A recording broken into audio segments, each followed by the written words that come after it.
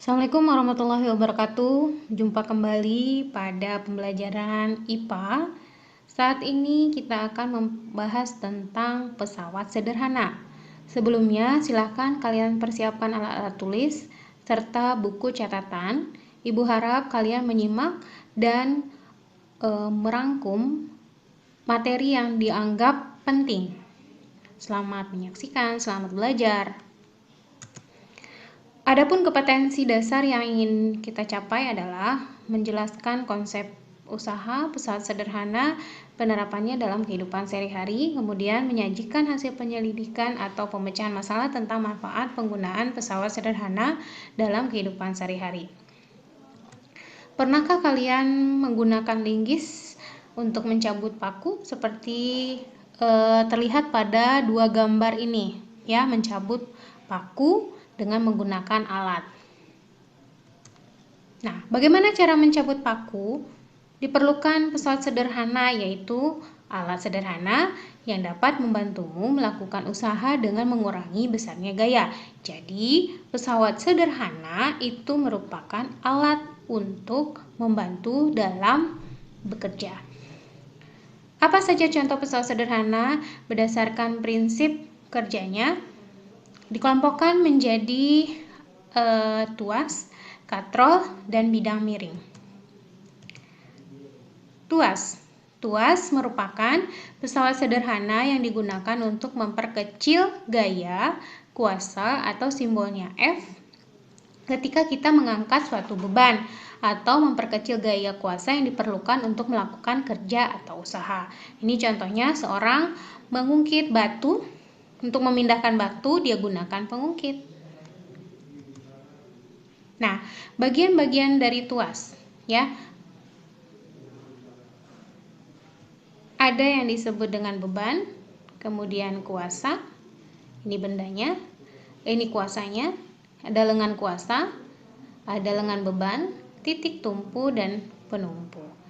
Berat beban yang diangkat disebut dengan beban atau simbolnya adalah W.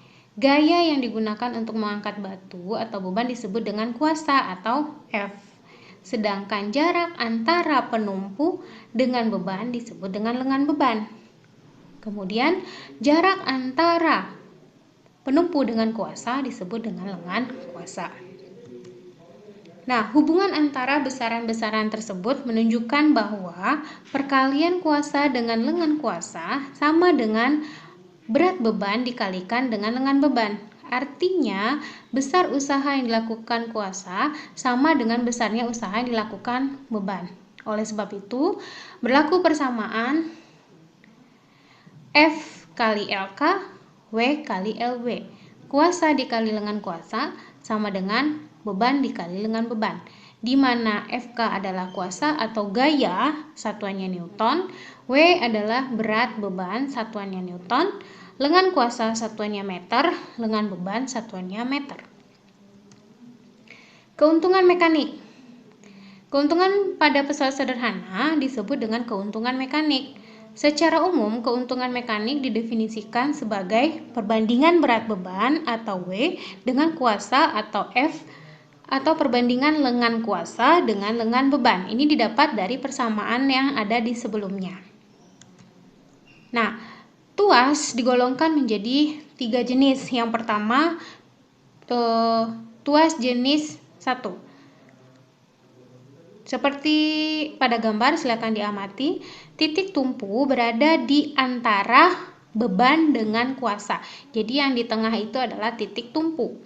Contohnya dalam kehidupan sehari-hari dijumpai pada gunting, tang, pemotong kuku, juga linggis.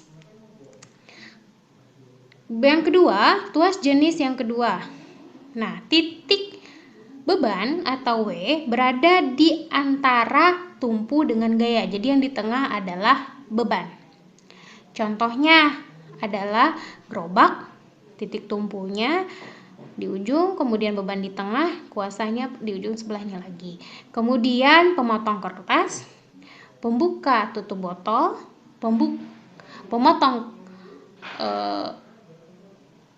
pembuka tutup kaleng, ya. Kemudian tuas jenis ketiga, Tuas jenis ketiga berada di antara titik tumpu dengan titik beban. Jadi kuasa ada di tengah. Contohnya adalah pinset, alat pancing, sekop, ya. Jadi yang di tengah adalah kuasa. Disimpulkan, jadi ada 3 jenis tadi ya. Golongan 1 yang di tengah adalah titik tumpu, golongan 2 yang di tengah adalah beban, golongan 3 kuasa yang di tengah. Nah, contoh dalam kehidupan sehari-hari bisa dilihat dari gambar. Penerapan pada contoh soal.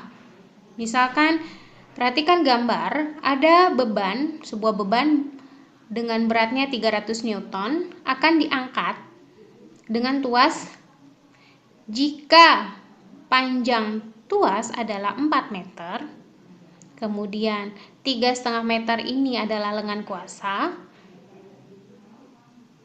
ya. Berapakah keuntungan mekaniknya? Tadi seperti biasa, gunakan diketahui, ditanya, dan jawab. Diketahui di soal beratnya adalah 300 Newton. Kemudian lengan kuasanya adalah 3,5 meter. Kemudian panjang total tuas adalah 4 meter. Yang ditanya, berapa keuntungan mekanik? Dari soal diperolehlah bahwasanya panjang tuas itu adalah lengan kuasa ditambah dengan lengan beban. Berarti kalau yang dicari lengan beban, maka panjang total tuas dikurangi dengan lengan kuasa. Jadi 4 meter dikurangi 3,5 meter, yaitu 0,5 meter atau setengah meter. Karena keuntungan mekanik tadi adalah perbandingan antara beban dengan kuasa atau lengan kuasa dibagi dengan lengan beban, maka bisa dicari lengan kuasa per lengan beban adalah 3,5 meter dibagi dengan setengah meter. Jawabannya adalah 7.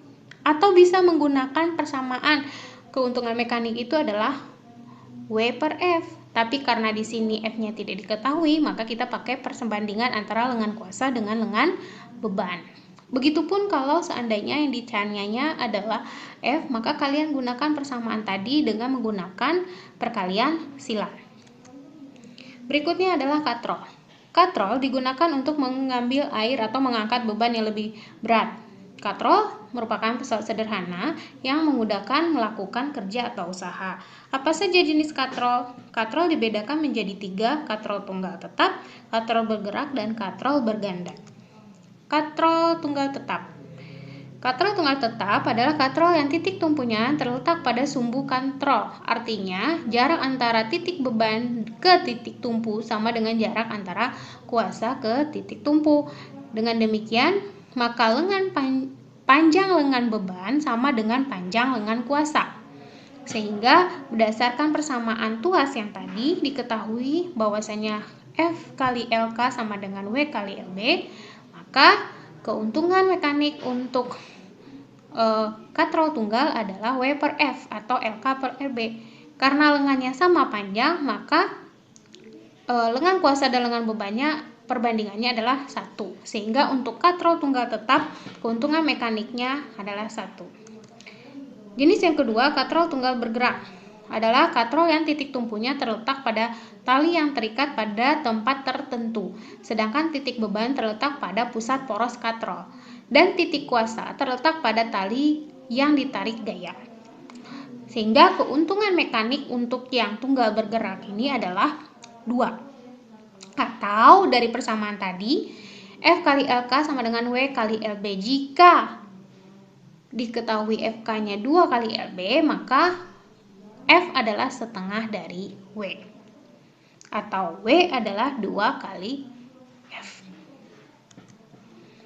Yang ketiga, katrol taka atau berganda. Jenis katrol ini majemuk bergantung pada banyaknya tali yang digunakan untuk mengangkat beban. Pada gambar, kamu lihat ada 4 tali yang digunakan mengangkat beban. Jadi keuntungan mekaniknya adalah 4. Nah, jika kamu ingin mengangkat beban 100 Newton, cukup dengan gaya dari 25 Newton saja, karena tadi kuasa itu adalah 1/4 dari beban. Maka kalau bebannya 1000, maka kuasanya dipangkas, diperkecil. Karena tadi fungsi pesawat sederhana adalah untuk memudahkan kerja. Jadi untuk memindahkan 100 Newton beban, kamu hanya cukup dengan gaya 25 Newton. Bidang miring. Jenis pesawat sederhana berikutnya, bidang miring merupakan salah satu jenis pesawat sederhana yang digunakan untuk memindahkan benda dengan lintasan yang miring, seperti pada gambar. Keuntungan mekanis bidang miring bergantung pada panjang lintasan dengan tingginya. Semakin tinggi sudut kemiringan benda yang ini, semakin besar keuntungan mekanik atau semakin kecil gaya kuasa yang dilakukan.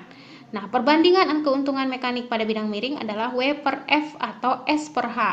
Ya, panjang lintasan dibagi dengan ketinggian dari lintasan. Contoh bidang miring adalah tangga dalam kehidupan sehari-hari, paku, skru, mata bor, pisau, kapak, dan pahat. Berikutnya contoh pesawat sederhana roda berporos. Roda gigi atau gear pada ban sepeda, ini contohnya adalah pesawat sederhana yang tergolong pada roda berporos. Roda gigi berfungsi sebagai pusat pengatur gerak roda sepeda yang terhubung langsung dengan roda sepeda. Sedangkan roda sepeda menerapkan prinsip roda berporos untuk mempercepat gaya pada saat melakukan perjalanan. Nah, ini. Nah, contoh penerapan dalam kehidupan sehari-hari roda berporos adalah sepatu roda ataupun kursi roda. Nah, prinsip kerja pesawat sederhana pada sistem gerak manusia, contohnya adalah saat mengangkat barbel. Telapak tangan yang memegang barbel berperan sebagai gaya bebas. Nah, titik tumpu berada pada siku, ya. Nah, kemudian kuasanya adalah lengan bawah. Ini bawah. Titik tumpu berada di antara lengan beban dan kuasa, sehingga ketika mengangkat barbel, maka dia digolongkan pada pesawat sederhana jenis pengungkit yang ketiga.